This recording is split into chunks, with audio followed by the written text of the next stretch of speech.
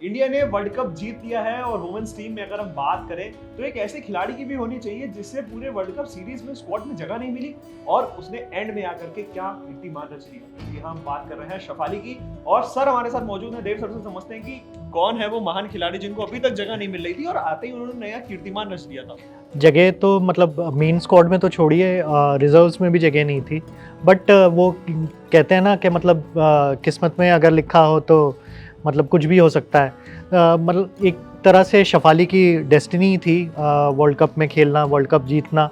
तो ऑल्दो वो 15 मेंबर के स्क्वाड में भी उनको सेलेक्ट नहीं किया था, रिजर्व्स में भी नहीं था और बहुत अनलाइकली लग रहा था कि मतलब जब प्रतिका रावल जो हमारे ओपनर थी, जब वो बांग्लादेश के अगेंस्ट जब इंजर्ड हो गई तो मतलब ये लग रहा था कि शायद हरलीन देओल से ओपनिंग करवा लेंगे। शेफाली का नाम कहीं पे भी मेंशन नहीं हो रहा था, लेकिन सेलेक्टर्स को शायद फेथ था। उनको लगा कि शेफाली का जो ओवरऑल जो रिकॉर्ड था उनके परफॉर्मेंस के चलते उन्होंने हमें 2020 का जो T20 वर्ल्ड कप का जो फाइनल था वहाँ तक उन्होंने पहुँचाया था। तो एक तरह से उनका मतलब उनमें कैपेबिलिटी और उनमें परफॉर्मेंस बिग स्टेज के में परफॉर्म करने का एबिलिटी तो थी ही उनमें। तो मुझे लगता है सेलेक्टर्स ने वो उस चीज़ पे ध्यान दिया। और एक और चीज़ जो शेफाली की तरफ जो काम की वो थी कि उन्होंने अपने बॉलिंग पे बहुत काम किया। देखिए इंटरनेशनल मैचेस तो थे नहीं जब वो इंडियन टीम से जब ड्रॉप हो गई थी, तो वो डोमेस्टिक क्रिकेट में वापस गई हरियाणा के लिए। उन्होंने T20 क्रिकेट भी खेला, ODI क्रिकेट भी, डोमेस्टिक क्रिकेट खेला और दोनों टूर्नामेंट्स में उन्होंने बहुत बॉलिंग की। T20 टूर्नामेंट जो उन्होंने खेला था उसमें उन्होंने 6 मैच में 8 विकेट लिए। सेम ODI जो टूर्नामेंट्स हुए थे, डोमेस्टिक टूर्नामेंट्स जो हुए थे उसमें भी उन्होंने 8 विकेट लिए। एंड स्पेशली जो उनका जो T20 जो मैचेस थे उसमें उन्होंने अपने full Kota of overs her match में बॉलिंग की। तो ये चीज़ नॉट ओनली सेलेक्टर्स बट ये चीज़ हमारे जो हेड कोच थे अमूल मजूमदार, उन्होंने भी इस चीज़ पे ध्यान दिया। और आपने देखा ही कल के 87 तो उन्होंने मारे ही बैट। उनकी बैटिंग तो एक्सपेक्टेड थी ही, बट उनकी बॉलिंग से भी 2 क्रूशियल विकेट उन्होंने निकाले।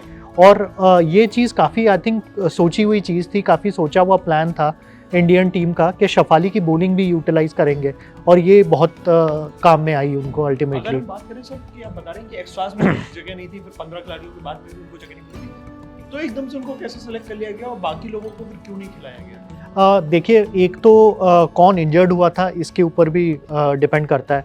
प्रतिका रावल जो है वो एक ओपनर थी और शेफाली वर्मा जो थी वो काफ़ी क्लोज आई थी वर्ल्ड कप स्क्वाड के सिलेक्शन में।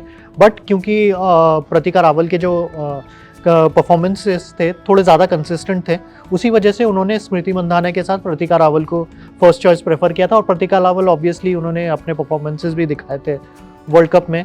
वो सेकंड हाईएस्ट रन स्कोरर थी आफ्टर स्मृति मंधाना।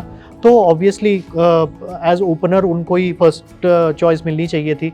बट क्योंकि Pratika Rawal as opener injured हो गई थी तो सेलेक्टर्स को ये लगा कि आई थिंक आइडियली उनको रिप्लेस करने के लिए कोई ओपनर ही होना चाहिए और स्क्वाड में से किसी को मतलब suddenly in the middle of the tournament semifinal में किसी को ओपनिंग के लिए नहीं भेजना चाहिए।